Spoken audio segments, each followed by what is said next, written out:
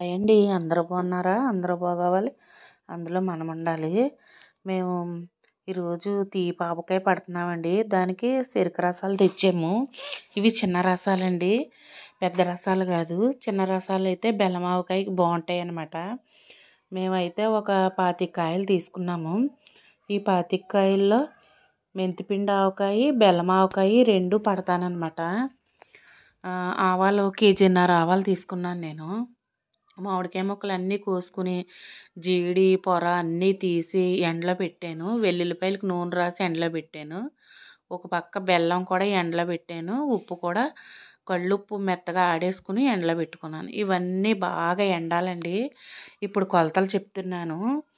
నేను తీసుకున్న ముక్కలు మీ లెక్క ప్రకారంగా అయితే 8 కేజీల ముక్కలు అన్నమాట అండి. 8 కేజీలకి 2 కేజీల కారం పడుతుంది. ఎందుకంటే ఇప్పుడు కొలుతున్నాం తవ్వతో 16 తవ్వలు ముక్కలు తీసుకున్నాం మేము.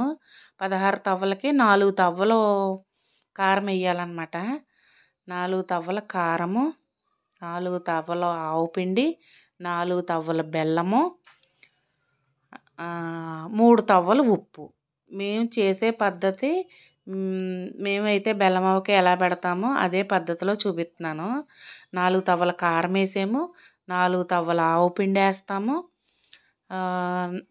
4 తవ్వలు బెల్లం వేస్తాం, 3 తవ్వలు ఉప్పు వేస్తాను. ఉప్పు కలిపినాడు చూసి సాలకపోతే మళ్ళీ ఏమైనా పడితే కొద్దిగా ఒక అరచాళ్ళు వేస్తానన్నమాట. ఇప్పుడు చింతపండు కూడా వేస్తామండి మేము ఈ బెల్లం ఆవకాయలో. 8 కేజీల ముక్కలు కదా, ఒక 100 గ్రాములు ఎండబెట్టుకుని ఉట్లు పెంకు.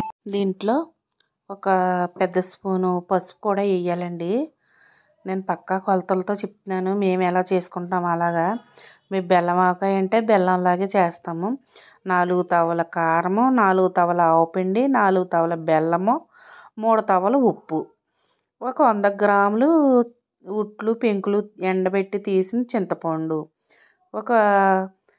ఒక పెద్ద స్పూను పసుపు, ఒక 100 గ్రాములు మెంతిపిండి వేయమండి. ఇందులోను ఆవపిండి వేసాం కదా, ఓన్లీ మెంతులు వేస్తాం అన్నమాట. మెంతులు ఎక్కువగా వేసుకుంటాం.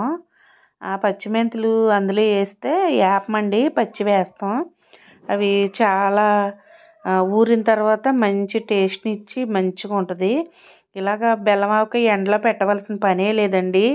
పలసగా కూడా ఉండదు, గట్టిగా రాయిలా ఉంటుంది పచ్చడి అనేది. ఒక 1/2 కేజీ ఎల్లుల్లిపాయలు అనేది మన ఇష్టం అండి. ఎవరు ఎంత తింటారో దాన్ని బట్టి. అదిగో మెంతులు చూడండి, ఒక 100 గ్రాములు వేసాం. ఇవన్నీ బాగా కలిపేసుకోవాలండి. ముక్కలు మాత్రం మీరు కట్ చేసిన తర్వాత ఎండలో మాత్రం పెట్టుకోండి ఒక గంట సేపు. తేమ ఏదన్నా ఉంటే ఆరిపోతుంది. ఇప్పుడు ఒక ప్యాకెట్ చింపి పోసాను నూనె.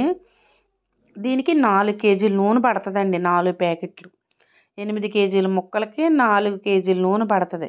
1 కేజీ నూనె ప్యాకెట్ సరిపోలేదు కదా, ఇంకొక కేజీ ప్యాకెట్ చింపి పోసాను. ఈరోజు 2 కేజీలు పోసాను. మళ్ళీ 3వ రోజు కలుపుతారు కదా, అప్పుడు ఇంకో 2 కేజీలు పోసి వాసన కట్టేసి గుడ్డ పెట్టేస్తానన్నమాట. ఇప్పుడు అదంతా బాగా కలిసిపోయింది కాబట్టి ఇప్పుడు ముక్కలు కొలుసు పోసేసుకుంటున్నాం. అంటే కొంచెంతో కొలుసుకుంటాం మేము. కొంచెం ముక్కలు అంటే 8 తవ్వలు లెక్క అనమాట మాకు. కొంచానికి 2 తవ్వలు కారము, 2 తవ్వలు ఉప్పు, 3 సార్లు ఉప్పు, 2 తవ్వల కారం, 2 తవ్వల ఆపిండి, 2 తవ్వల బెల్లం, అలాగనమాట. మేమైతే ఇదే స్టైల్లో ఇలానే పెట్టుకుంటాం. మళ్ళీ ఎవరికి నచ్చినట్టు వాళ్ళు పెట్టుకుంటారు కదా. మాకు ఆంధ్ర సైడ్ మేము ఇలాగే పెట్టుకుంటాం బెల్లం ఆవకాయ అనేది. కానీ మీకు పలసగా అస్సలు ఉండదండి. ఎండలో అస్సలు పెట్టాల్సిన అవసరం లేదు. చక్కగా సంవత్సరమైనా 2 సంవత్సరాలైనా ఈజీగా ఉంటుందండి. ఇంక ఇప్పుడు ఇలా పెట్టేసుకున్నాం కదా, కలిపేసుకుని ఇది 3వ రోజు కలుపుతాం. కలిపినప్పుడు మీకు చూపిస్తాను. ఇవి వదుక్కుని భద్రంగా మైలు గాలి అవి తగలకుండా పెట్టేసుకోవాలి. ఇప్పుడు 3వ రోజు జాడీలోది డబ్బాలోది పోసేసాము.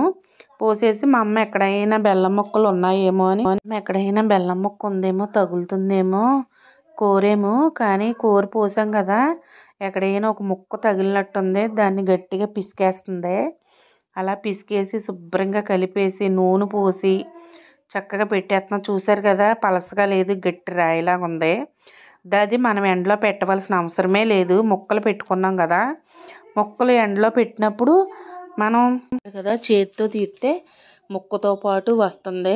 పైన మళ్ళీ మనం ఇలాగ ముక్క కనిపించకుండా నూనె పోసుకోవాలి. మళ్ళీ 2 కేజీల ప్యాకెట్లు తెచ్చి పోసాను. అదిగో చూడండి, నూనె తేరి వరకును. అప్పుడు జాడీలోకి ఎత్తేసుకుని మనం ఇలా గొడ్డ వాసన కట్టేసుకుంటే మనకి సంవత్సరమైనా 2 సంవత్సరాలైనా అలాగే ఉంటుంది. మనం పచ్చడి ఎప్పుడు లక్ష్మీదేవి కింద భావించాలండి. మనం తలస్నానం చేస్తాం కదా, అలాంటప్పుడు మనకు కావాల్సినంత పచ్చడి తీసుకుని పెట్టుకోవాలి. ఎప్పుడు పడితే అప్పుడు జాడి ముట్టుకుని పచ్చడి తీసుకోవడం అలాంటివి చేయకూడదు. నేనైతే గాలి తగలకుండా ఒక స్టోర్ రూమ్లో పెట్టేస్తాను. నాకు అవసరం ఏమంటే తలస్నానం చేసి తీసుకుంటాను. బాయ్ ఫ్రెండ్స్, మీకు ఈ వీడియో నచ్చితే లైక్ షేర్ చేయండి.